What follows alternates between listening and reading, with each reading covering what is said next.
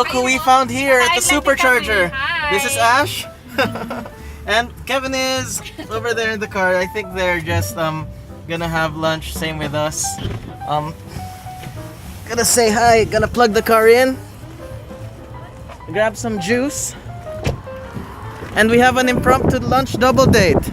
Charging. This is Kevin and Ash with the Flash. So dirty. So dirty. Yeah. Same with Raichu. So clean, man. No, it's dirty already. Yung kulay lang yata ang hindi halata. Yeah. Kilometers have you put so far? It's 6,000 right now. Nice. So you got the car with around 2,000, no? Yeah. So you're around 4,000. 4,000, yeah. Cool. In a little over a month, no? Yeah. Yeah. Kevin is from Edmonton, and we are in the same financial services brokerage. This is one of the top young advisors. Oh. Yeah, you cannot say that about Diane and I anymore because we're getting older. We're 30. So it's kind of like the torch has been passed already. Yeah, so here we're at Cross Iron Mills. We're gonna have an impromptu lunch date. Here I am now at Jugo Juice. So this is where I get my healthy stuff. Yeah, trying to eat a little more healthy, drink a little more healthy instead of drinking like a frappuccino and eating a burger. Hey, this is my buddy Charlie. He works at the Jugo Juice here. Just giving a shout out. He saw my vlogging setup and I gave him some tips and what my thoughts are on this Smooth Q gimbal. Yeah, so his wife is into vlogging and hopefully, what's your wife's channel name? I forgot, I don't really know. What's your wife's name? Lord J. Lord J Dano. Check it out.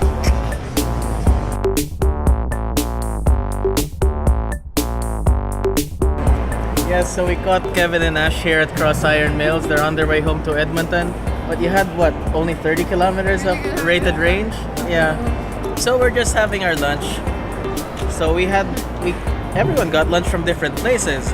So I have my Jugo juice.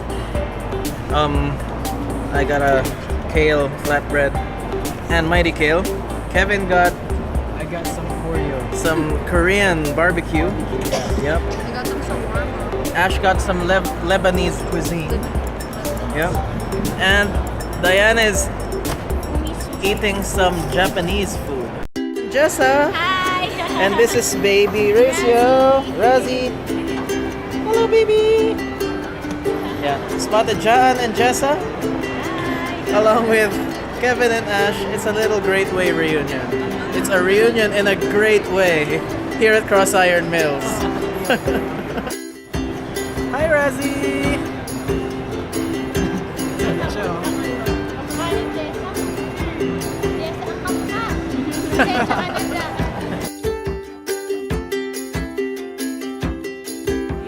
We're gonna say goodbye to John and Jessa and maybe Rosie. And Kevin and Ash are also gonna proceed on their way to Edmonton. Okay, we have to move our car now as it says idle fees are now accruing. Yeah, it looks like there might be a few other Tesla owners who have parked at the supercharger. So yeah, on our way, gonna pick up a bank draft from a client and get our cars registered, as well as drop off the bank draft at the realtor's house. Yeah, or their office, whatever.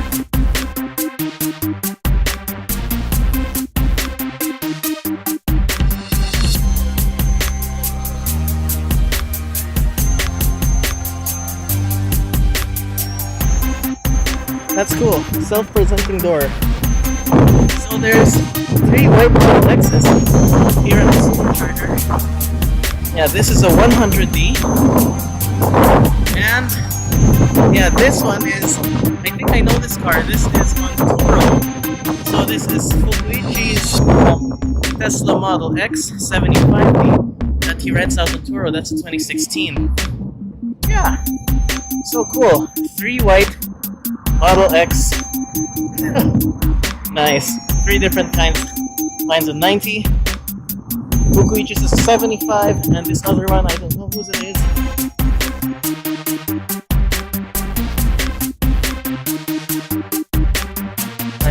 been interested to see how many rated miles or kilometers this has at 100%. So we're at 100%. Continuous recording will now start. It's 414 kilometers, and that's 257 miles.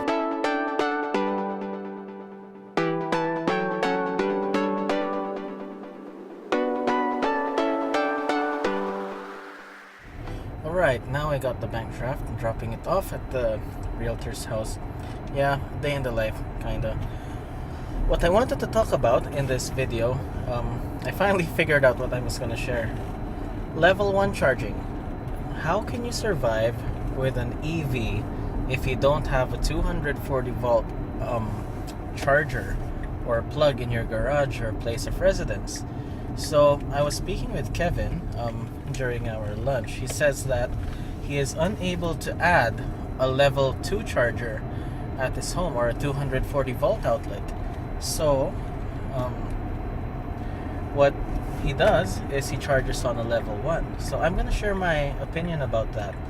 So with the level 1 charging, what you're able to get with your Tesla is usually just 12-13 amps of power at 110 volts. So that translates into around 6 kilometers of rated range in a Model S and around 5 kilometers of rated range per hour for a Model X. So in an overnight situation, let's say you have 10 hours of charging overnight, you will gain around 50 kilometers of range, or using like the multipliers, or you divide it by the multipliers now, that's around just 12% of battery. 10 to 12% depending on whether you have the Model S or Model X or your battery pack. So to be quite honest, the way you could make it work is, number one, if you have some occasional supercharger use, if you have access to a supercharger, you are able to do some top-ups at the supercharger whenever you need additional range during the day. The other thing that will help even with the level 1 charger is, let's say you use the car point A to point B for work, like going to work. Then you will need to have a level 1 outlet or any sort of plug at your place of work. So let's say, for example, your workplace is 30 kilometers away. You charge you charge and get a range of 50 kilometers, then you still have 20 left over. During an 8-hour workday, you will get an additional 40 kilometers of range, so eventually your battery will go up. My friend Kevin, though, he doesn't use his car for a point A to point B type. He's like me. He goes around the city, he sees clients, and he definitely drives his car a lot. So what he does is he uses the supercharger for a top-up whenever needed. So now this brings me to another thought. What about those Model 3 owners who wouldn't have access to at-home charging? So they would, at least here in Canada, most parking spaces in residential units have access to a block heater plug, where most people plug their gas cars in the winter time, so that the engine block stays warm, so the oil circulates better. Yeah. So what's your thoughts on just having level 1 charging, or worse, not having access to a home charger and owning an EV? Let me know what you think in the comment section below. Anyway, I'm almost at the house where I'm going to drop off this bank draft. I'll catch you in a bit.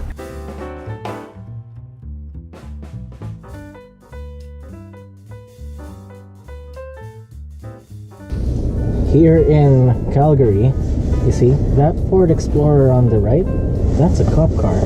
They use unmarked police vehicles here. So yeah, better behave.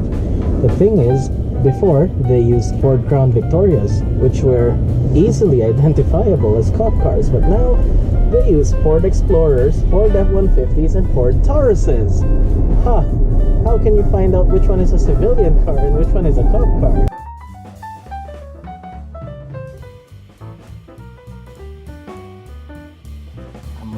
got our vehicles registered, and for the first time we're gonna get a personalized plate. It's gonna have our last name, so it's gonna spell AREVALO. It says EV, that means electric vehicle, within our last name. So that's awesome. We're gonna end this video here. I hope you enjoyed today's video. If you liked it, please click the thumbs up, and if you haven't already, please subscribe to my channel. And oh, by the way, we hit a milestone today. 2,500 subscribers. Wow, thank you very much for helping my channel grow. I really appreciate it when you hit the like button, when we have a discussion. That really helps the channel grow. I hope to continue to do this and make more cool Tesla videos. If you have been, thank you for watching. Bye.